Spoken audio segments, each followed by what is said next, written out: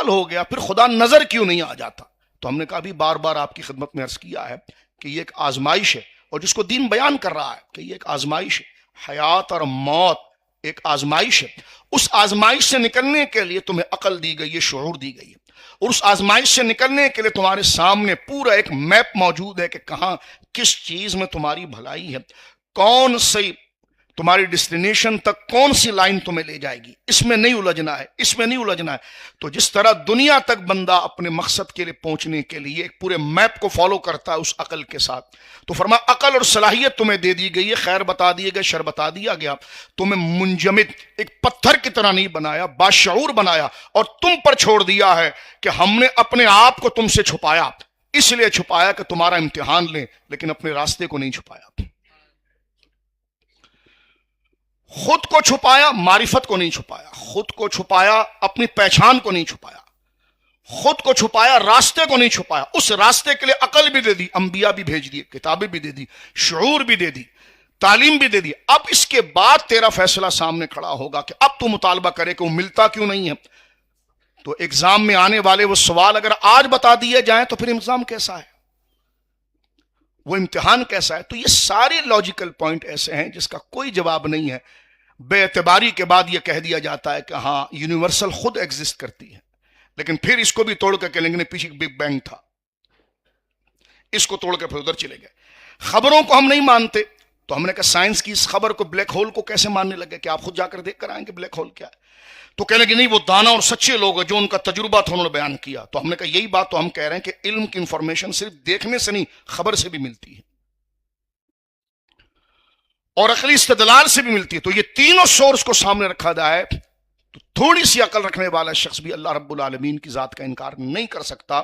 جیسے حضرت موسیٰ نے فرعون کے سامنے کہا تھا، ہاں فرعون جیسا کوئی جاہل ہو کہ اتنی واضح دلیل کے بعد بھی خدا کو نہ پہچان پائے، کیا کہا حضرت موسیٰ نے؟ الذی اعطی کل شیء خلقہ، میرا رب وہ ہے جس نے ہر چیز کو ایک ساخت میں پیدا کیا ہے، ثم ہدا، پھر اسے ہدایت دی۔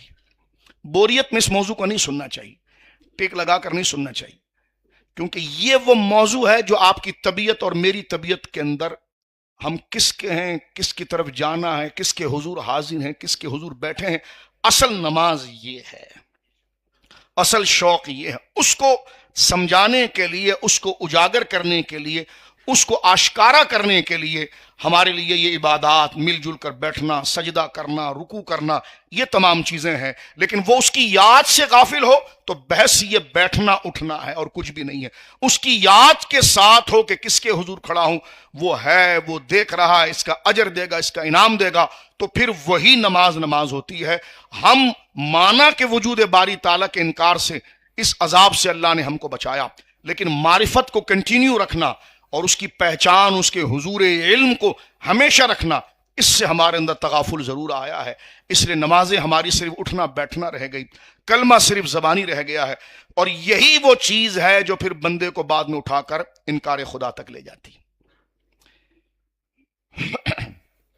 تو حضرت موسیٰ علیہ السلام کا یہ جملہ دیکھیے، ربنا الذی اعطی کل شیء خلقہ ثم ہدی، اللہ نے ہر چیز کو اس کی ساخت عطا کی ہے، پھر اللہ رب العالمین جل وعلا نے اس چیز کو اس کے کام کا دائرہ بتایا۔ یہ 6-8 باتیں ہم نے کی ہیں۔ آخر میں بات کو ختم کرتے ہوئے صحیح مسلم شریف میں دیکھیے، آپ حیران ہوں گے، حضور نے خود یہ سوال بتایا، اس کو کس نے پیدا کیا، اس کو کس نے پیدا، تو اس کو کس نے پیدا کیا؟ آج لوگ کہتے ہیں کہ ہم نے لاجک اور فلسفے کے اندر بڑا علمی رسوخ پیدا کر لیا کہ ہم اگلے کی دلیل کو توڑ سکتے ہیں، اور دلیل کو توڑنے کے لیے کہ اس کو کس نے پیدا کیا؟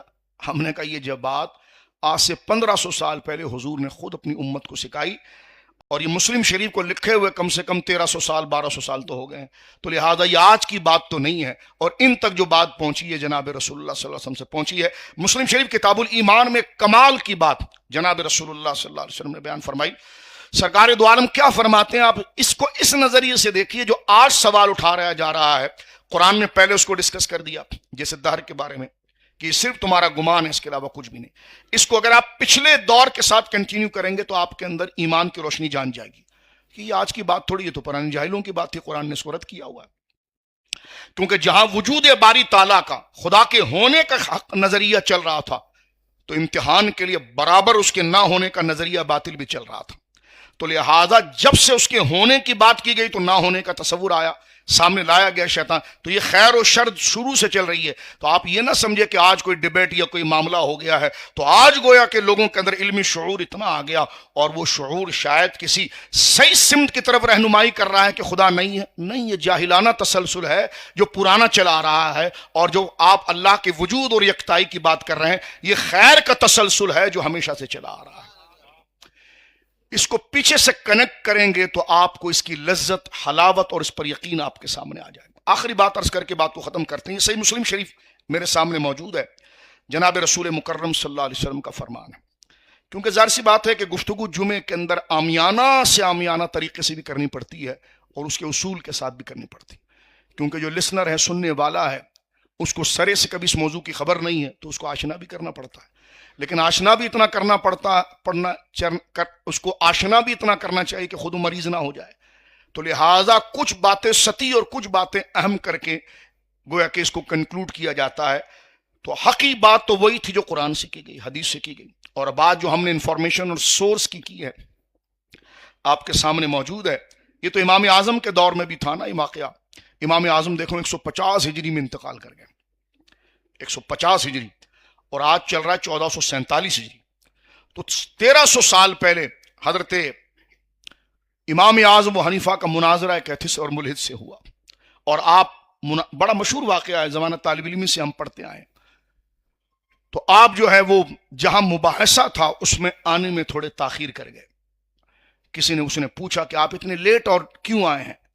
کہنے کہ دراصل یہ کہ جب میں پہنچا وہاں پر تو درمیان میں دریا تھا اور کوئی کشتی نہیں تھی کہ میں پار کرتا. تو میں نے دیکھا کہ درخت خود بخود کٹ گیا اور خود بخود وہ چھلنا شروع ہو گیا، خود بخود وہ کشتی کی شیپ پا گیا. تو میں انتظار کرتا رہا، پھر وہ کشتی وہ خود بخود درخت پانی میں آ گیا اور میں اس میں بیٹھا ادھر آ گیا. تو دریا کہنے لگا یہ خود بخود کیسے ہو سکتا ہے؟ تو کہا یہی تو تجھے سمجھا رہے ہیں خود بخود کیسے ہو سکتا ہے. تو گویا کہ یہ دیکھیے میں آپ کو تقریباً 1350 سال پرانا واقعہ سنا رہا ہوں. تو اس کا یہ ذہن میں جو آپ کو میں بٹھانا چاہ رہا ہوں وہ یہ کہ یہ سوال آج کا نہیں ہے، یہ جاہلانہ سوال آج کا نہیں ہے، اور اس کے جواب میں حق کی آواز یہ آج کی نہیں ہے، وہ بھی ہمیشہ سے، جیسے حضرت موسیٰ کا میں نے ذکر کیا. اب دل و جان سے سنیے جناب رسول اللہ کیا فرمانے ہیں. صحیح مسلم شریف کتاب الایمان کی حدیث ہے. رسول کریم صلی اللہ علیہ وسلم نے فرمایا لوگ سوال کرتے ہیں، حضور فرما رہے ہیں لوگ سوال، انسانوں کو خدا نے پیدا کیا اور خدا کو کس نے پیدا کیا؟ یہ حضور کہہ رہے ہیں. آج یہی سوال ہو رہا کہ نہیں ہو رہا؟ یہ سوال حضور نے اس زمانے میں فرمایا. فرمایا لوگ سوال کرتے ہیں کہ انسانوں کو تو اللہ نے پیدا کیا، لیکن خدا کو کس نے پیدا کیا؟ آسمانوں کو خدا نے بنایا تو پھر خدا کو کس نے بنایا؟ دنیا کی ہر چیز کو خدا نے بنایا تو پھر خدا کو کس نے بنایا؟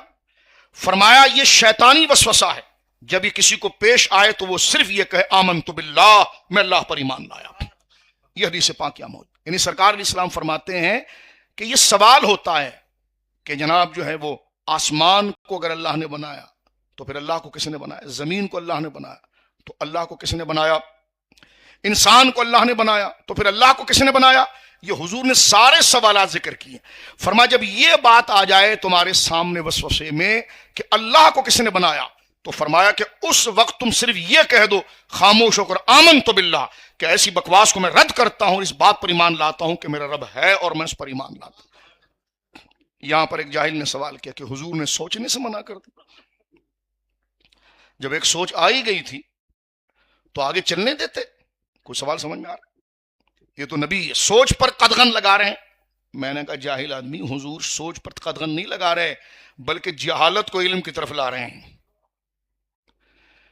کیونکہ ہر چیز اپنے ہونے میں ایک سبب رکھتی ہے اور وہ سبب اپنے ہونے میں ایک سبب رکھتا ہے، وہ سبب اپنے ہونے میں ایک سبب رکھتا ہے. تو یہ دور لازم نہ آئے تو یہ سارے سبب ایک ایسے سبب پر آ کر کھڑے ہوں گے جو خود بغیر سبب کے ہوگا، تاکہ یہ دور تو ختم ہو. اور فرمائی یہی معرفت الہی کی پہلی سیڑھی ہے. اس اصول کو قبول کر کے بندہ آگے بڑھتا ہے. تو سرکار نے اس دور کو ختم کیا. فرمائی یہ کیا سوال کر رہا ہے کہ انسان کو کس نے پیدا کیا؟ کہ خدا نے. کہ زمین کو کس نے پیدا کیا؟ کہ خدا نے. کہ پانی کو کس نے پیدا کیا؟ کہ خدا نے.